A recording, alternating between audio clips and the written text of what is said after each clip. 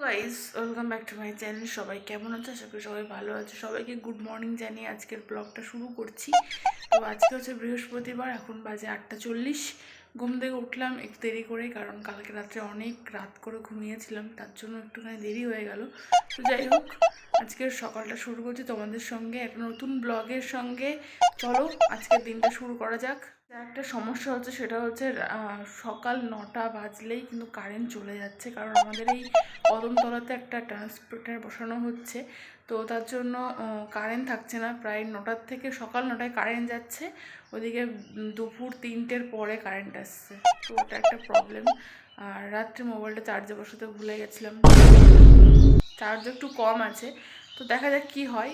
Current চলে গেছে already, 9টার সময় যেতে এখন 8:40 বাজে, চলে গেলো 5 মিনিট আগে।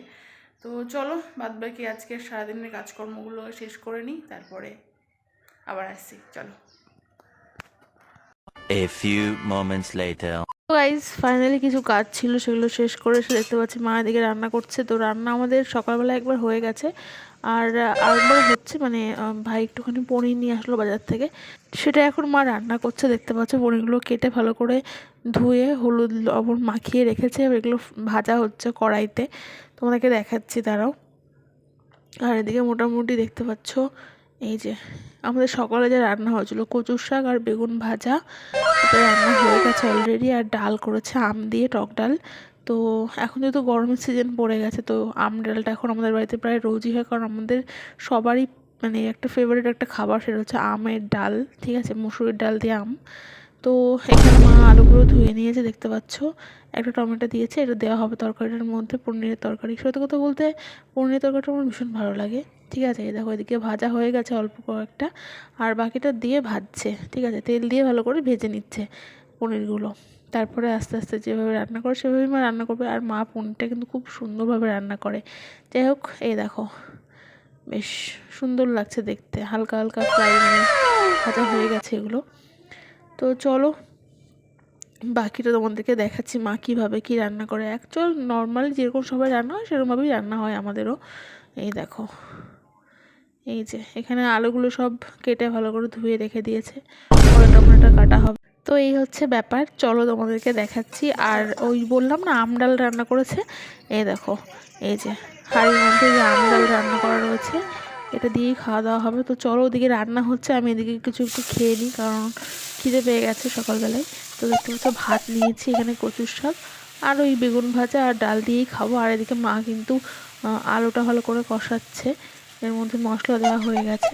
ভালো করে আলুটাকে তেলে ভেজে তার মধ্যে মশলা দিয়ে এবার ভালো করে কষিয়ে নিয়ে ব্যাস এবার রান্না হয়ে যাবে পনির। দেখতে পাচ্ছি যে আলুটাকে ভালো করে কষিয়ে নিচ্ছে, তারপরে এর মধ্যে হালকা একটুখানি জল দিয়ে দেবে। ঠিক আছে, মানে রান্নাগুলো দেখে মনে হয় খুব ইজি, বাট যখন রান্না করা হয় তখন বোঝা যায় যে জিনিসটা কতটা ইজি ছিল। যাই হোক, এবার দেখো এর মধ্যে জল দিয়ে দিচ্ছে, কারণ কষানো হয়ে গেছে হালকা করে একটুখানি।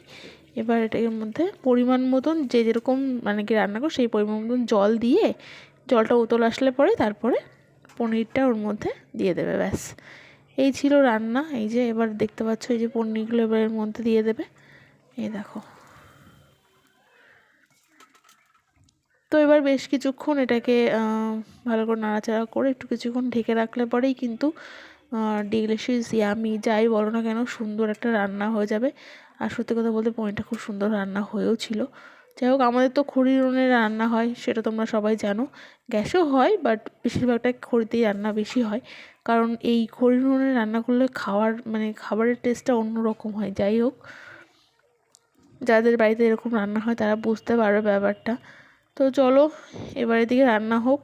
তো গাইস, এবার লাস্ট দিকে চলে এসছে একদম। এবার গরম মশলাটা দিয়ে ভালো করে নাড়াচাড়া করে আর বেশি না 2 মিনিট মতন, ব্যাস তারপরে নামিয়ে ফেলো আর গরম গরম সার্ভ করো পনিরের তরকারি। A few moments later. তো গাইস, এখন প্রায় দুপুর 2টোর বেশি বাজে। তো দেখতে পাচ্ছ সকালে ডাল দিয়ে ভাত খেয়েছিলাম, আর এখন এই যে পনিরের তরকারিতে একটুখানি ভাতটা খাবো। তো এই হচ্ছে ব্যাপার। আর মাঝে 2 দিন ব্লগ দিইনি, মনে হচ্ছে লাইফ থেকে 2টো দিন স্ক্রিপ হয়ে গেছে, মানে কি ডিলিট টাইপের হয়ে গেছে দিনগুলো। ঠিক আছে, এরকম মনে হচ্ছে। যাই হোক, নতুন করে ব্লগগুলো দেওয়ার চেষ্টা করছি। ঠিক আছে, তো চলো এখন দুপুরবেলার খাবারটা শেষ করি, আর তোমরাও তোমাদের খাবারটা শেষ করে নাও, ঠিক আছে, তারপর আবার আসছি।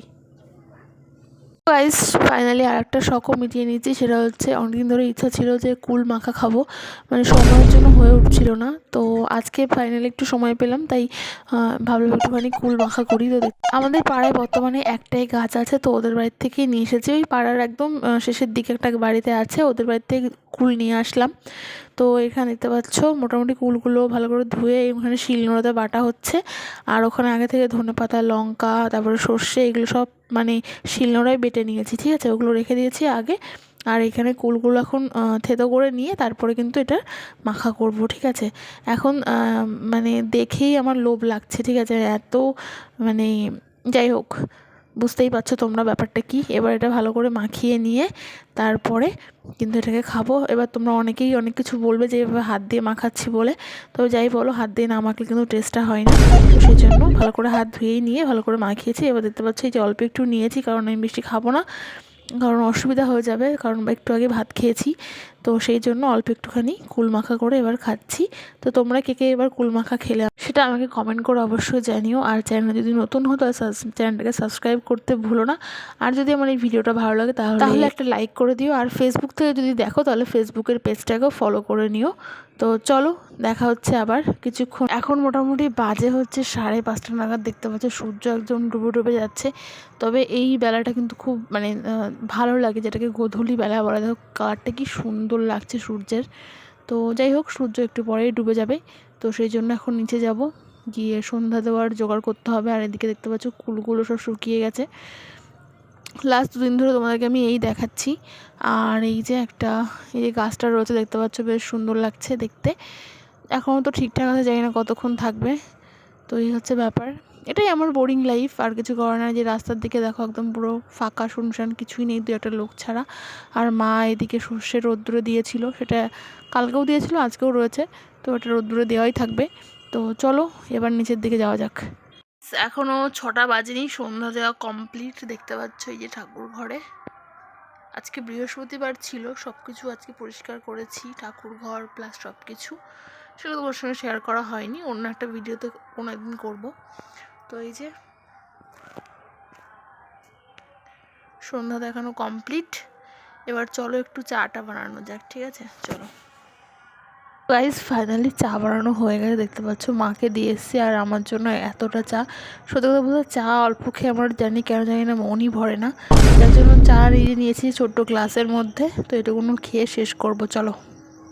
2000 years later. তো গাইস সারাদিন এত হেভি খাবারের পর রাত্রে ডিনারে বেশি কিছু না, জাস্ট শুধু দুধ দিয়ে ভাত, আর কিচ্ছু না, এইটুকুনো খেয়ে। এই ছিল আমার বোরিং লাইফ, এখান থেকে আমিও কিছু আশা করি না আর তোমরাও কিছু আশা করো না। তো এরকমই চলে আমার লাইফ। তো কেমন লাগলো তোমাদের কমেন্ট করে জানিও। আর আজকের ভিডিওটা এই অবধিই রাখছি, দেখা হবে আবার অন্য কোনো ভিডিওতে, অন্য কোনো ব্লগে। টাটা।